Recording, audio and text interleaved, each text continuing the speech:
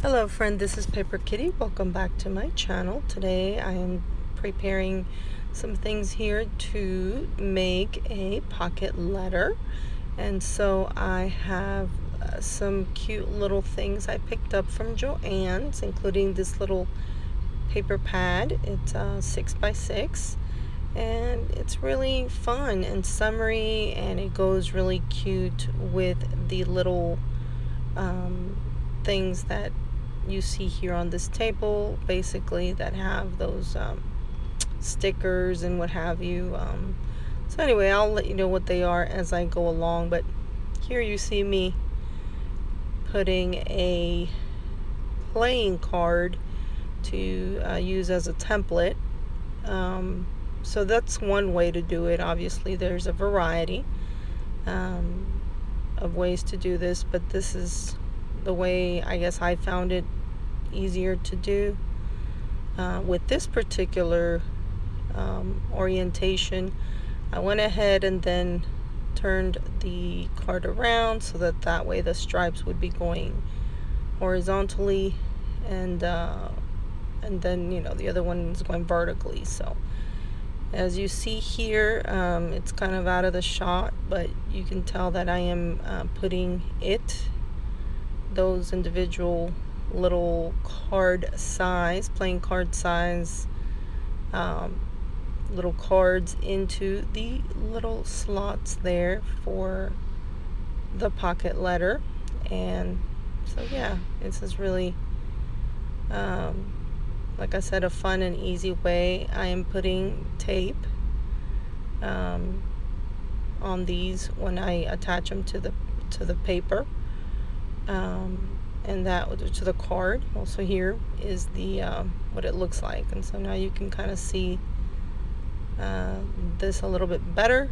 And now you can tell that I'm playing around with some of these elements, and these are like vinyl stickers and they're so adorable. Really love them. Also that is like a little hot pink frame, and love that.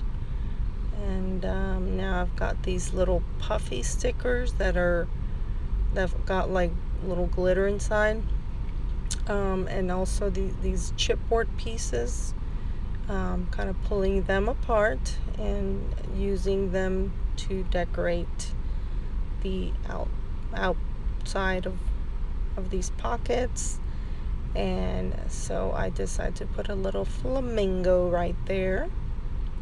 It's really fun to decorate with things on the inside that you can see through the pocket, and also on the outside of them. Like I said, like stickers, for example, are a good way to kind of decorate these. And so I'm using these different kind of stickers, and then I'm going to be going to the chipboards next.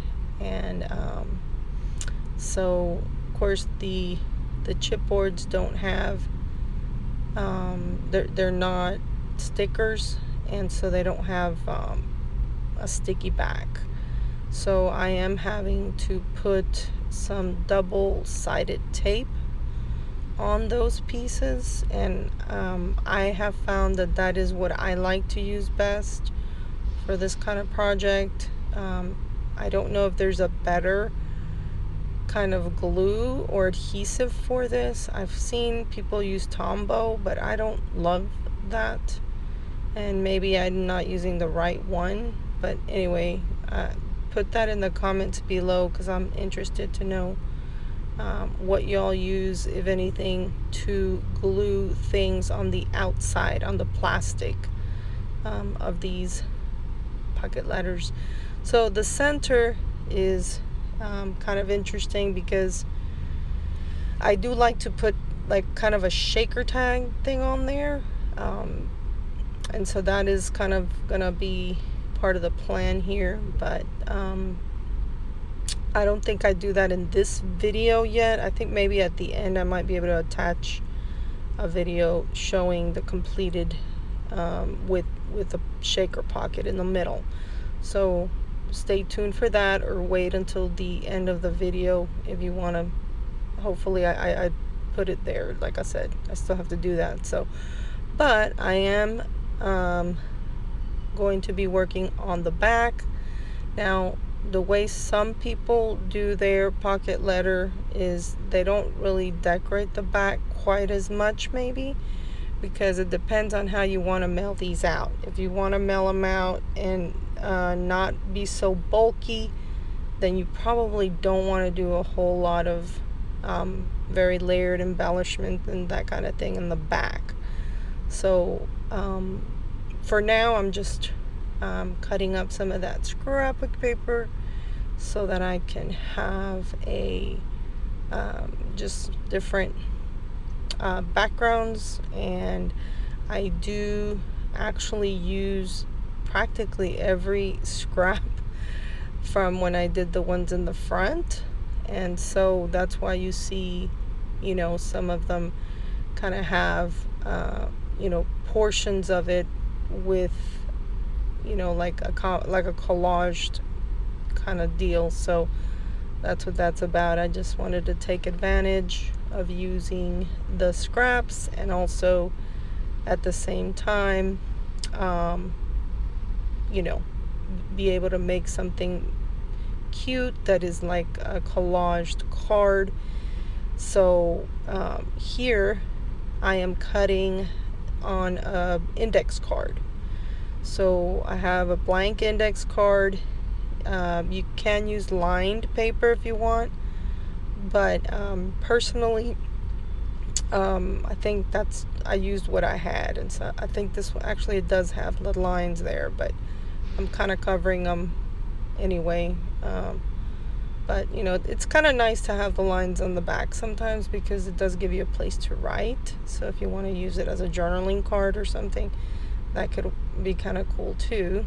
So, but yeah, once I've done my index card the size of a playing card, I am going to be able to collage over it, as you see here, and cut any excess, but at that same time be able to use the little bits and pieces, like I said. So I kind of really like that process, and that is what I'm doing here.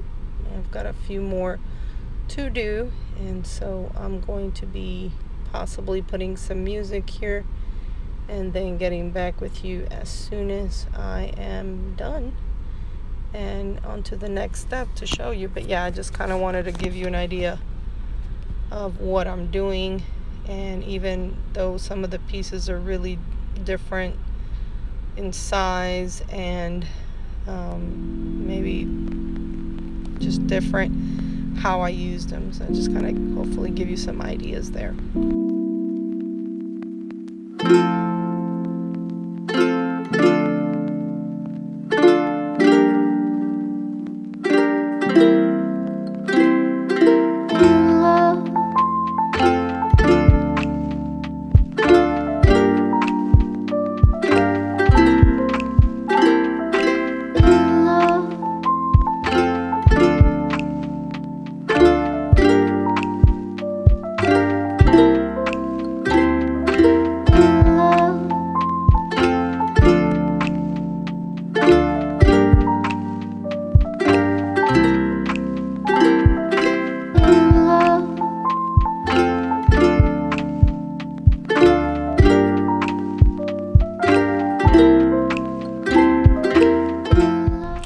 As we approach the end of the video, I'd like to thank you for joining me today.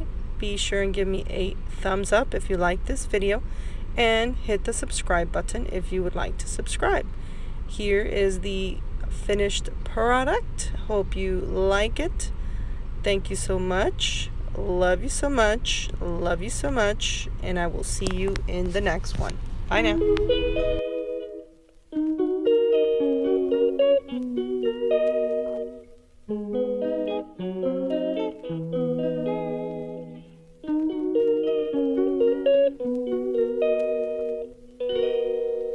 She calls me day and night. I'm sorry, girl, you just don't make me feel right. I never meant to make you cry, you were right. Just leave me be, I'm not gonna put up a fight.